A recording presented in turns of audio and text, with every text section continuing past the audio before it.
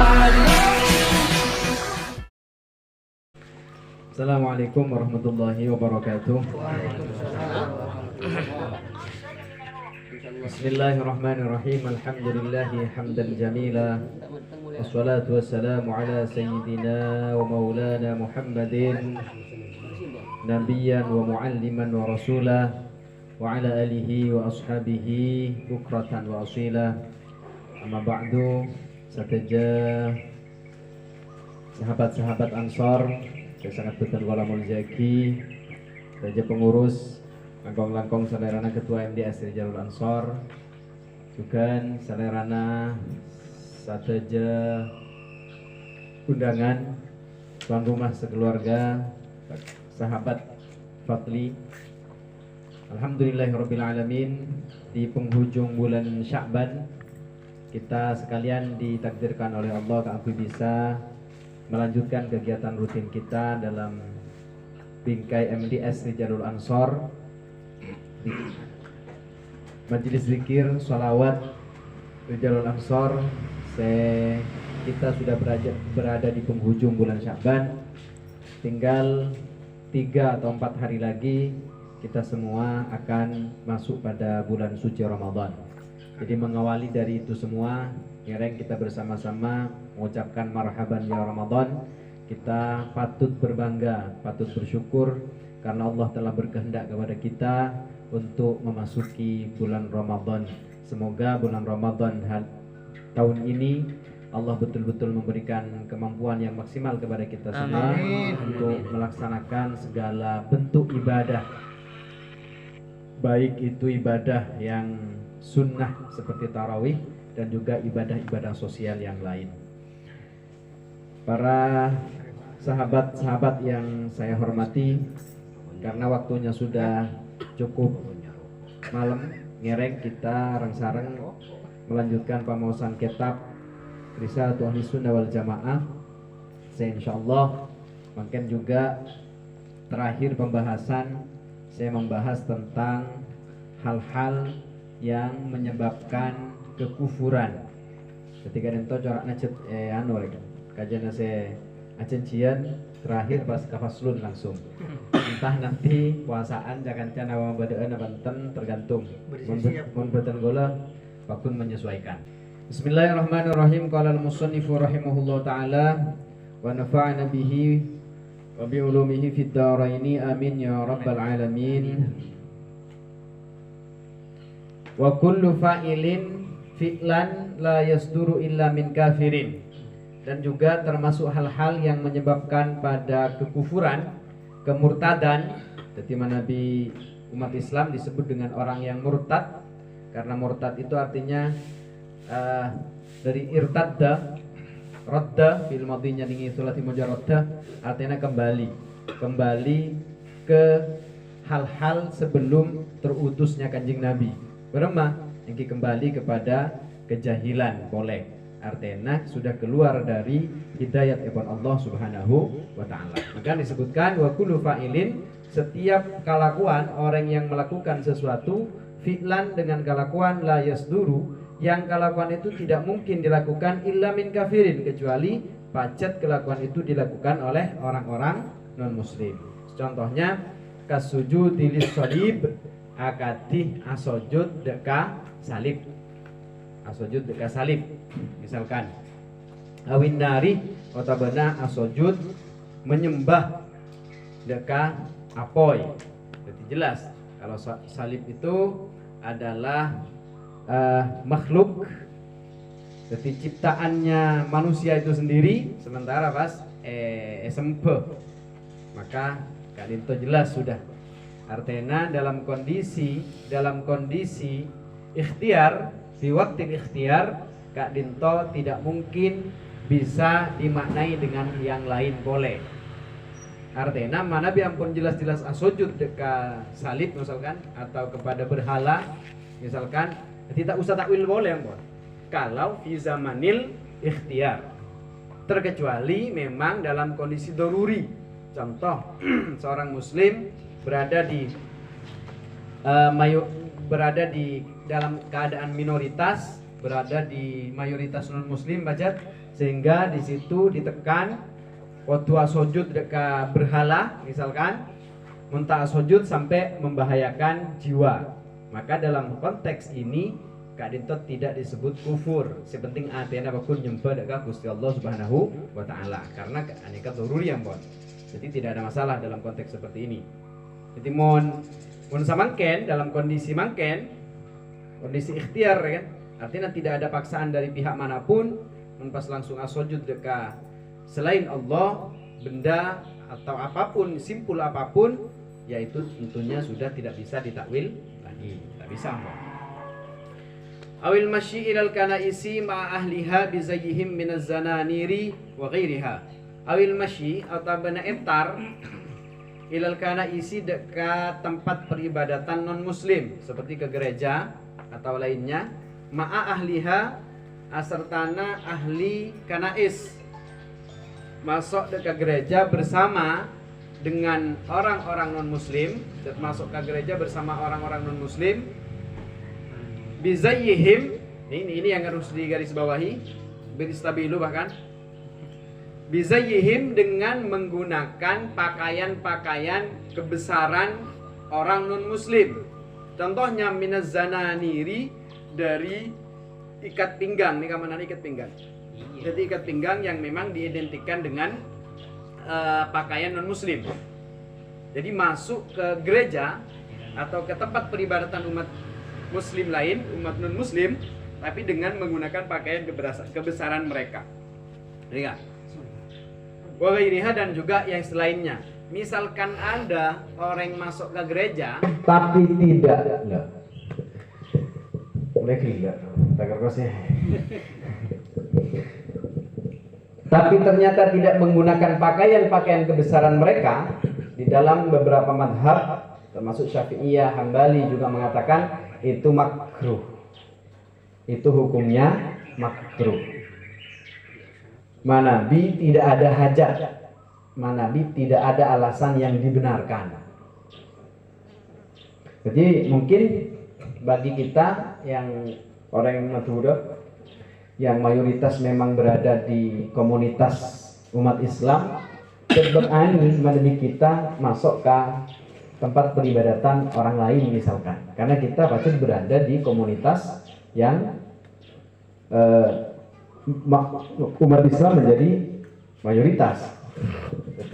Coba seandainya di tempat-tempat umat Islam minoritas misalkan, kemudian ada acara-acara tertentu yang itu dengan ketidakhadirannya misalkan sangat merugikan umat Islam, maka pilihan-pilihan ini harus menjadi bagian kotu menjadi pertimbangan mau hadir atau tidak. Mun kita misalkan sebagai mayoritas diundang non muslim tak hadir, kan tidak ada masalah. Kan tidak ada masalah. Coba makanya hukum Islam sifatnya universal. Jadi si hukum benikun orang Madhura, benikun orang Indonesia si hukum. Makanya di dalam beberapa mazhab mengatakan makruh masuk dekat tempat peribadatan orang lain. Maka Nahdlatul Syekh mengatakan yang sampai kufur itu ketika masuk ke tempat peribadatan orang lain dengan kita menggunakan simbol-simbol kebesaran agama orang lain. Berarti kenapa? Kalau kita masuk dengan menggunakan simbol-simbol kebesarannya, berarti ada ridho, ada kebanggaan tersendiri dengan agama tersebut, maka bisa baca menyebabkan kufur. Tapi mau masuk biasa itu ada ijaboki makruh hukumnya, makruh. Namun saya perlu juga menjadi pertimbangan hukumnya makruh. Tapi misalkan di dalam kehadiran orang Islam ke tempat peribadatan orang lain justru banyak memberikan kemanfaatan yang luar biasa misalkan terhadap orang Islam itu sendiri, seperti contohnya kita berada di minoritas, kaum minoritas Islam misalkan, dengan kehadiran kita yang menggunakan singangkui hukum makruh itu manfaatnya besar terhadap orang Islam misalkan, maka silahkan masuk, nggak apa-apa. Kita melaksanakan sesuatu yang makruh tapi dengan kehadiran kita ke tempat ibadah orang non muslim misalkan, banyak berefek yang positif terhadap umat Islam di situ. Maka Kadito sangat kenapa dianjurkan juga, sangat dianjurkan. Makanya hakikatnya dalam hukum Islam itu tergantung dekat al-mabadi al-khamsah, yaitu hifdzul mal, hifdzul akal, hifdzul nafas, dan juga hifdzul nasl. Jadi kehadiran kita misalkan di tempat peribadatan umat non muslim, dengan kehadiran kita diyakini dapat menjaga jiwa umat Islam, maka bisa menjadi wajib kita hadirnya. Jadi ini hukum asalnya. Hukum asalnya makruh dulu. Kalau tidak menggunakan simbol-simbol kekufuran. Jadi misalkan mengakui simbol-simbolnya kita pakai, menurut Hadratus Syekh Kadito sangat tidak diperbolehkan. Bizayyihim minaz zanahir wa ghiriha. Tiga, kita boleh. Kemudian misalkan dibalik, mungkin kita hukumnya umat Islam masuk dekat tempat peribadatan orang non muslim. Seperti kemarin kalau makin ini media kemarin di Harlah 1 abad katanya banyak tempat-tempat gereja dijadikan tempat sholat katanya. Disediakan, kita diberi pintu yang begitu luar biasa oleh saudara muslim yang lain, sehingga pateti tempat sholat. Berapa hukumnya? Ini bab sholat berjamaah. Ini bab sholat berjamaah. Hukumnya orang Islam sholat di tempat kekanisa desarah hukumnya makro. Desarah hukumnya makro. Hukum desarah, hukum asalah maksudnya. Hukum asalah makro. Jadi pada benabajar ini tempat-tempat ramih, saya mengganggu khusyuk. Sekarang apa jenis pinggir lorong, sebanyak orang berlalu lalang, ya, pada untuk nikah hukum. Jadi urusan tak ada urusan bersat-asat jauh oleh makruh, karena dimungkinkan karena bukan tempat ibadah kita di situ, dimungkinkan mengganggu khusyuk baca. Karena biasanya kita dengan bajang kan biasanya bajang masjid atau di musalla. Pas sama apa jeng nih gereja misalnya, karena setengah lingaan yang nggak ada mak lain lah malaman kita ada itu maksudnya di khusyuk menurut sedih sebab pemakruh menurut kan. Jadi semua hal yang sekiranya mengganggu khusyuk maka sholat di situ hukumnya makruh. Salah satunya termasuk as-sholatu fil kanisa, di tempat peribadatan non muslim. Gimana ya?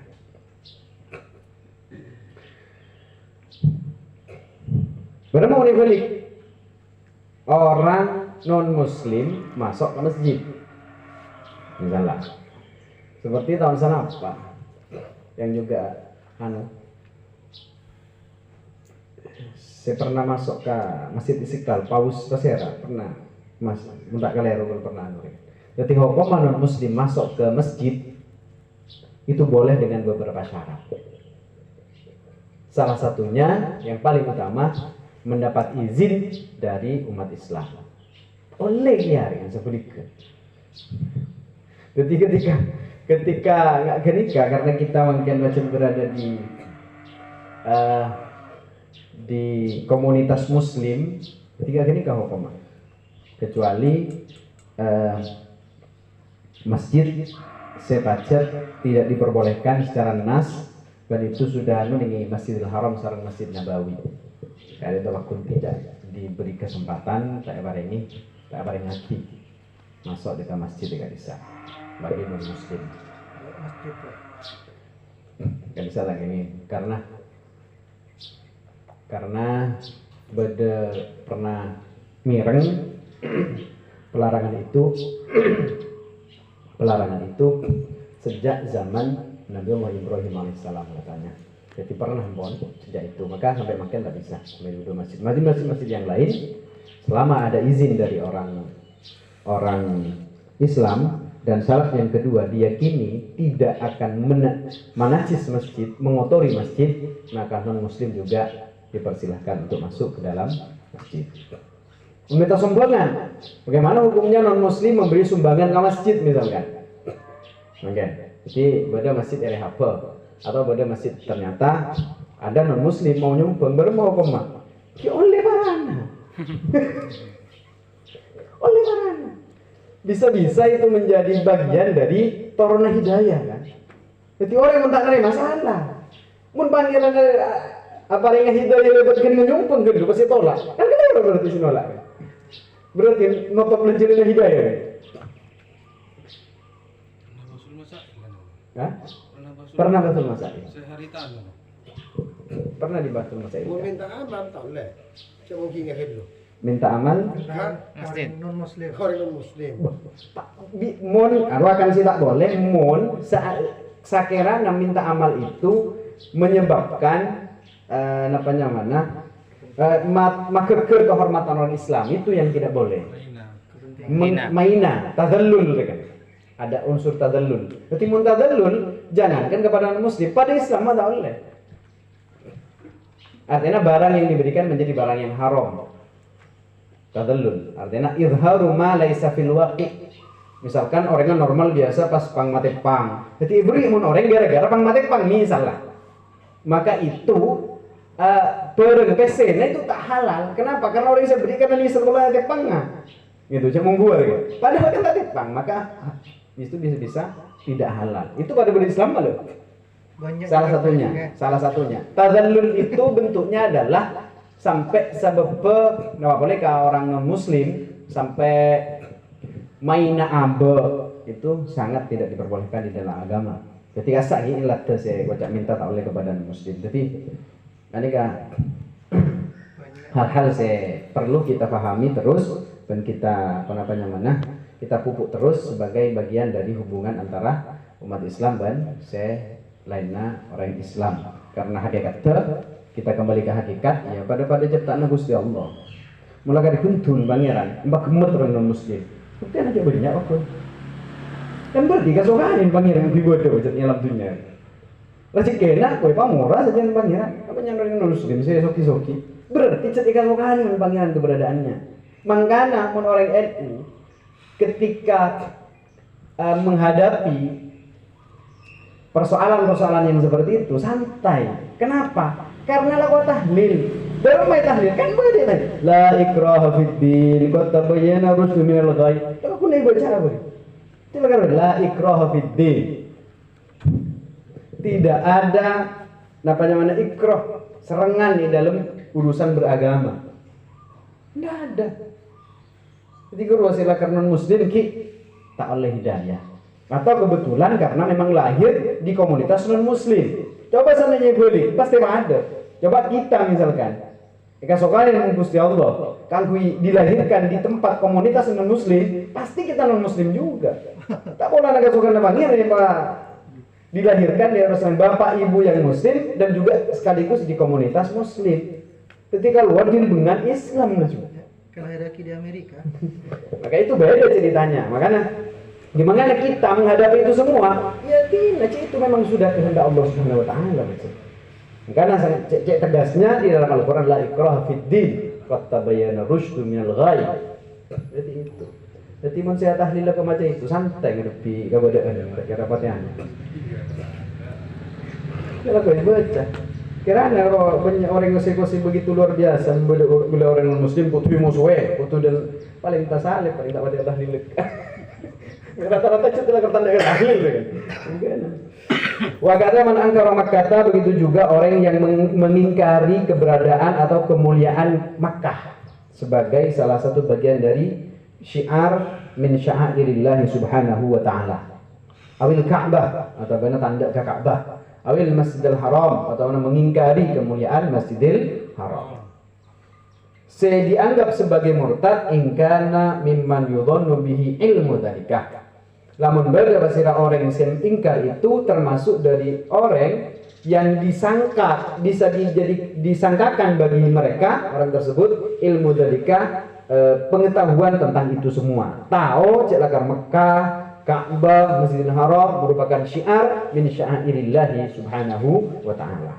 Tapi mulakan orang bodoh dong bodoh bunter tak tahu ukur kan. Pas cak ngocak Ka'bah, cak ngocak Masjidil Haram, tak tuh saja tak murtad ya.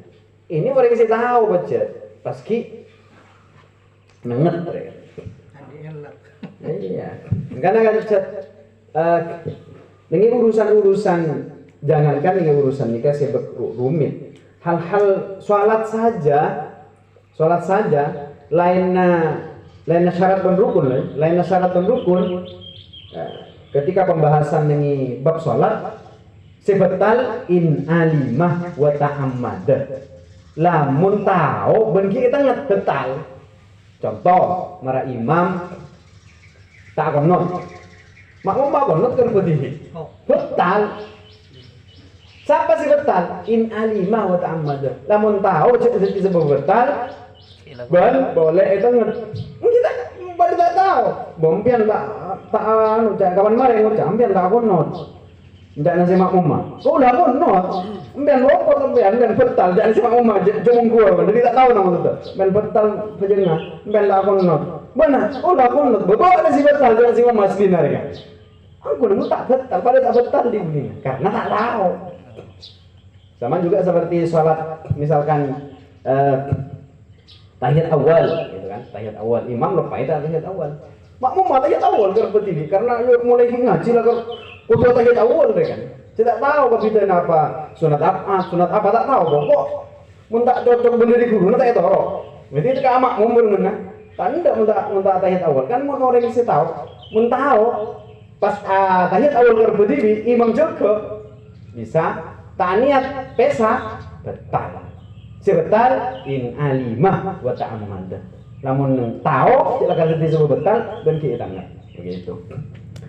Wa mimman khalaqal muslimin dan juga disebut pemurtad termasuk dari orang yang bersama-sama orang Islam artinya pergaulannya bersama-sama komunitas orang muslim. Baca artinya mun cetak tahu maka tidak menyebabkan sebab murtad. Wallahu subhanahu wa ta'ala alam. Sekali itu mungkin itu saya lagi banyak manfaatnya.